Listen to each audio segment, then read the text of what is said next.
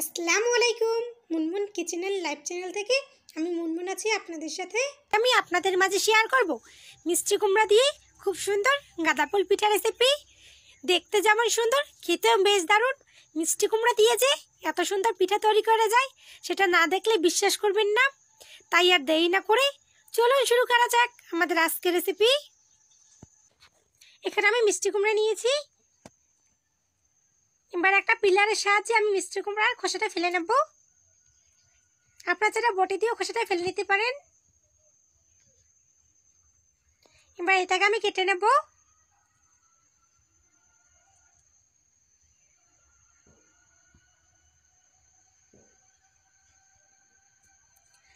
মিষ্টি কুমড়াটা আমি ছোট ছোট টুকরো করে নেব।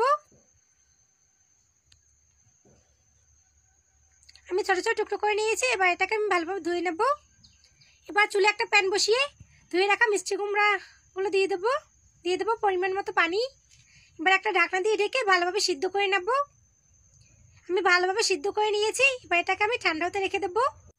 এবার চুলে একটা প্যান বসিয়ে দিয়ে দিলাম কিছুটা নারকেল কোড়া, দিয়ে দেবো 1 কাপ খেজুরের গুড়, দিয়ে দিলাম সামান্য একটু পানি, দারচিনি, এলাচ, সামান্য একটু লবণ দিয়ে দিলাম।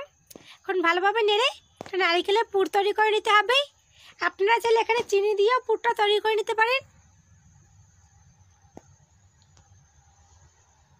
আমি পুরটা তৈরি করে নিয়েছি। এবার এটাকে আমি নামিয়ে রাখবো। এবার আমি মিষ্টি কুমড়াগুলো ব্লেন্ডার জারে দিয়ে দিলাম। এবার চুলে একটা প্যান বসিয়ে ব্লেন্ড করে রাখা মিষ্টি কুমড়ার পিউরিটা দিয়ে দেবো। আমি ব্লেন্ডার জারটা ধুয়ে পানি দিয়ে দিলাম। এবার দিয়ে দেবো সামান্য একটু লবণ। এখন ভালোভাবে নেড়ে এটাকে জাল করে নেব। এখানে আমি কোনো ফুড কালার ব্যবহার করবো না, মিষ্টি কুমড়াটাই অনেক কালার। আপনারা চাইলে এখানে চিনিও ব্যবহার করতে পারেন। আমি চিনি ব্যবহার করব না, আমার মিষ্টি কুমড়াটা অনেক মিষ্টি, তার জন্য আমি কোনো চিনি ব্যবহার করছি না। এখন ভালোভাবে জাল করে বলক তুলে নিতে হবে।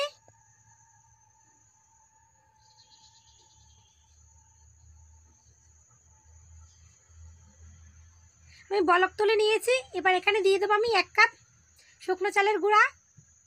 এখন ভালোভাবে নেড়ে একটা ডো তৈরি করে নিতে হবে।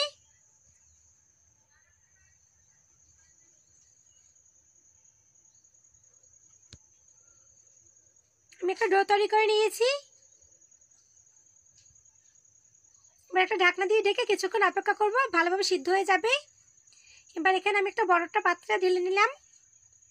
এবার এটাকে আমি মথে নেব। ডোটা ভালোভাবে মথে একটু সফট করে নেব। ডোটা যত সফট হবে পিঠেগুলো বানাতে তত সুবিধা হবে। আমার ডোটা মথে নেওয়া হয়ে গেছে। এবার এখান থেকে অল্প একটু ডো নিয়ে এবার একটা বেলনির সাহায্যে আমি বেলে একটা রুটির মতো করে নেব। এবার এখানে আমি একটা গোল ঢাকনার সাহায্যে একটা গোল করে কেটে নিলাম। এবার আগে থেকে তৈরি করে রাখা নারকেলের পুর থেকে হাতের সাহায্যে আমি একটু গোল করে নিয়েছি, সেটা ভিতরে দিয়ে এভাবে মুখটা বন্ধ করে দেব।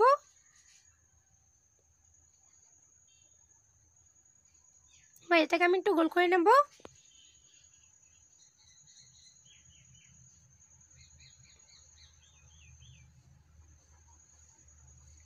আমি ভালোভাবে সমান করে নিয়েছি।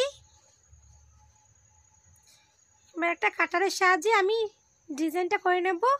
আপনারা চাইলে এখানে সোনা ব্যবহার করতে পারেন। আমি একটা টিনের কাটারের সাহায্যে ডিজাইনটা করে নিয়েছি। আমরা যে কাটারের সাহায্যে নকশি পিঠা তৈরি করি সেই কাটারটার পিছনের সাইড দিয়ে ওইভাবে করে নিতে পারবেন। আমার একটা গাঁদা ফুল তৈরি করে নেওয়া হয়ে গেছে। একেবারে দেখতে অবিকল গাঁদা ফুলের মতোই হয়েছে। এভাবে আমি সবগুলো বানিয়ে নেব। আমি সবগুলো বানিয়ে নিয়েছি। এবার এগুলোকে আমি ভাপ দিয়ে নেব। এবার চুলে একটা প্যান বসিয়ে কিছুটা পানি দিয়ে দিলাম। তার উপর একটা আমি স্টিলের প্লেট দিয়ে দিলাম। তার উপরে আমি সবগুলো পিঠা দিয়ে দিলাম। এবার একটা ঢাকনা দিয়ে ঢেকে কিছুক্ষণ ভাপ দিয়ে নেব।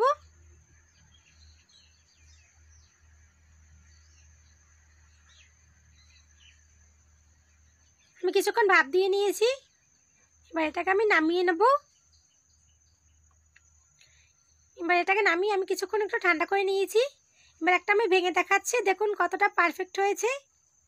খুব সহজে বানিয়ে নিলাম মিষ্টি কুমড়া দিয়ে গাঁদা ফুল পিঠা দেখতে যেমন সুন্দর, খেতেও বেশ দারুণ।